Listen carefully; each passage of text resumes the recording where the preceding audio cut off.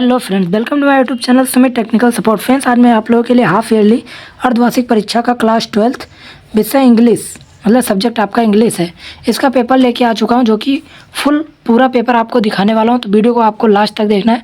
Video अच्छी लगे तो वीडियो को लाइक करके हमारे चैनल को सब्सक्राइब जरूर करना है। इसमें आप लोग देख सकते हैं, तो यहाँ पूर्णांक आपका 100 है, समय आपको 2.5 घंटे।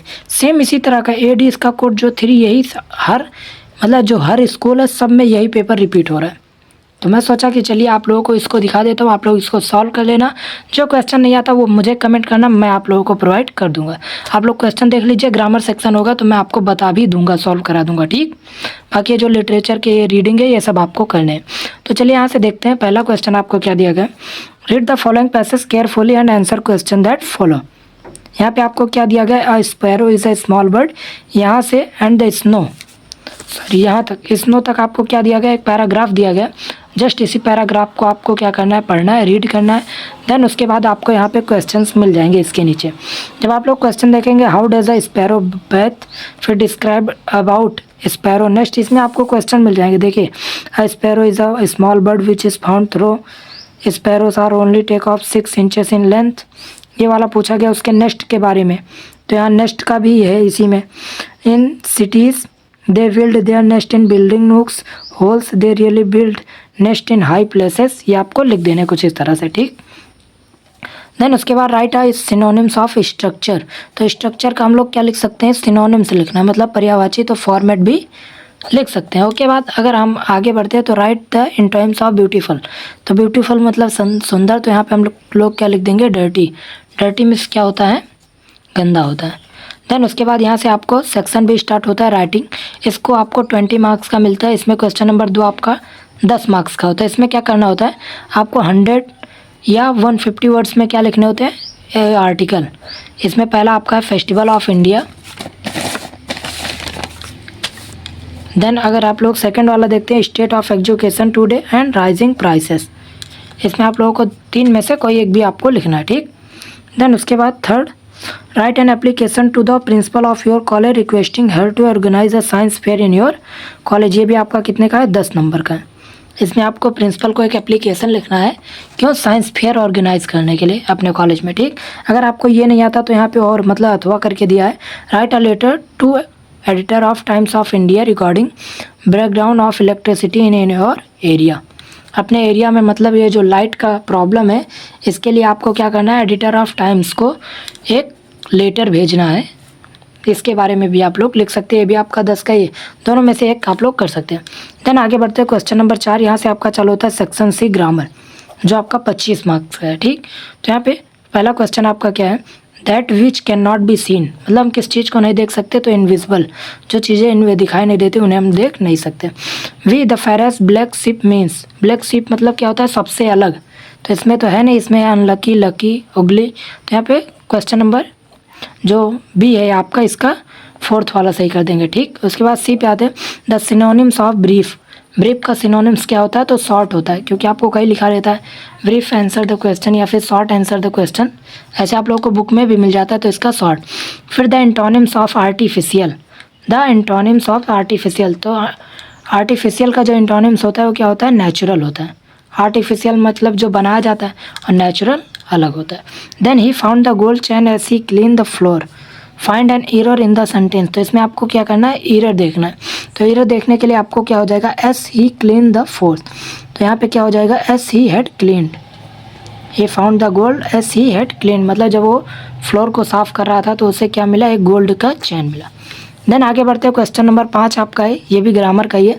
इसमें आपको इनडायरेक्ट स्पीच लिखना है। जैसे क्या है, Ram said to Sohan I am going to school, Ram said to Sohan I am going to school, तो यहाँ पे क्या हो जाएगा, राम सेड टू है, तो सेड टू का क्या हो जाता है, टोल्ड हो जाता है।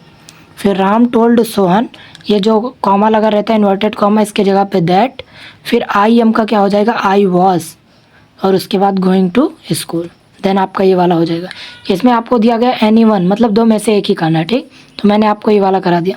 देन ये आपको बोला है कि my change any one of the following is directed, अब इसको आपको डायरेक्ट करना है, मतलब डायरेक्ट में। तो इसमें क्या है, my mother is sick, my mother is going to the hospital, इसको कॉम्प्लेक्स में बनाना है। किसमें, कॉम्प्लेक्स, मतलब 2 सेंटेंस है, इन दोनों सेंटेंस को एक में करना है। तो क्या हो जाएगा, my mother is sick going to the hospital. ठीक, उसके बाद आगे बढ़ते हैं तो ये है he finished his work and went home into simple sentence. तो इसको आपको 2 सेंटेंस में आपको सिंपल कर देना है। तो पहले लिखना है he finished his work and he went to home, या फिर कर सकते हैं एंड हटा के he went to home. Then उसके बाद सी आपका है change one of the following is directed. अभी आपको पैसिव वॉइस में लिखना है, ये किसमें एक्टिव में है, इसको पैसिव में लिखना है। तो क्या है Rita will take a photograph, तो क्या हो जाएगा आ फोटोग्राफ विल, और विल के साथ क्या लग जाएगा बी, और वर्ब की थर्ड फॉर्म मतलब taken, will be taken by Rita. ठीक, a photograph will be taken by Rita, ये आपका कुछ इस तरह का। फिर आगे बढ़ते हैं तो यहाँ आपका ये डी आपका दिया गया given the synonyms of the following.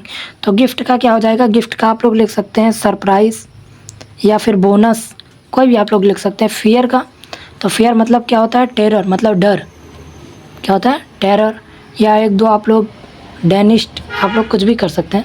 फिर एंटोनिम्स ऑफ द फॉलोइंग, तो बेटर का आपको क्या लिखना है एंटोनिम मतलब पर्यायवाची नहीं, इसका विलोम आपको लिखना है। तो बेटर का क्या हो जाएगा, बेटर का हो जाएगा बेड, क्या हो जाएगा बेड आप लोग लिख सकते हैं। बेटर मतलब बहुत अच्छा या बेड मतलब ख़राब।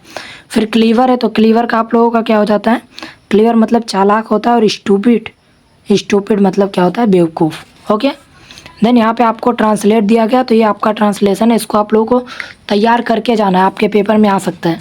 देन आपका सेक्शन डी देखते हैं, तो सेक्शन डी में आपके जितने भी क्वेश्चन हैं इसके स्क्रीनशॉट ले लेना, आपके लिटरेचर के क्वेश्चन है और इनको आपको तैयार करके जाना है। ठीक, write the answer of question any one of 3 of them, इन 3 में से sorry write the answer of question any of 3 of them. ठीक, इनमें से कोई आपको 3 करने हैं, क्या करने हैं 3 करने हैं, इतने में से 5 में से 3 करने हैं। अब आप लोग चाहे जो कर सकते हैं। What had put up on the bulletin board, why were elders of the village sitting in the classroom, कोई सा भी आपको यहाँ पे लिख देना है। फिर answer any one of the following question, children like साहब often go for private job in very small. इन सब के आपको क्या कर लेना है, एक स्क्रीनशॉट ले लेना और अच्छे से तैयार करना। आते हैं हम क्वेश्चन नंबर 9 पे, ये आपका क्या है सेंट्रल आइडिया। तो ये हाफ ईयरली क्वेश्चन पेपर है, तो इसमें ये 2 आपके 100% इम्पॉर्टेंट है, और यही 2 आएंगे भी, यही 2 my mother at 66 and keeping quiet. ठीक, ये आपको तैयार करके जाना है। फिर question number 10, who was the tiger king and how was his named it, मतलब टाइगर किंग कौन था और उसका नाम क्यों पड़ा टाइगर किंग। ये भी क्वेश्चन आपका काफ़ी इजी भी है और आप लोग कर भी सकते हैं। फिर यहाँ पर वालों को astrologer tell about the death of the tiger king, मतलब कैसे उसकी मृत्यु होगी इसके बारे में बताना है।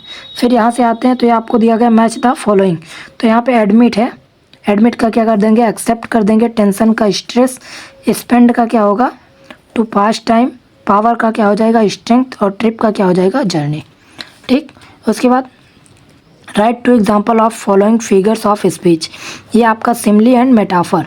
तो सिमली एंड मेटाफर, सिमली क्या होता है कि इसमें किसी भी चीज़ में क्या होते हैं, अगर हम उसको किसी भी चीज़ को बताते हैं तो उसमें लाइक एंड एस इसका उपयोग करते हैं। मेटाफर में कंपैरिजन वर्ड्स का उपयोग नहीं करते, जैसे सी इज़ लाइक एस डॉग, मतलब कुत्ते की तरह है। और मेटाफर क्या है कि सी इज़, जैसे कर सकते हैं camel is the ship of desert, तो वो ऊँट क्या है रेगिस्तान का जहाज है, तो उसमें हमने कोई कंपैरिजन वर्ड यूज़ नहीं किया। तो इसी तरह आपको क्या करना है 2 एग्जाम्पल लिख देने हैं।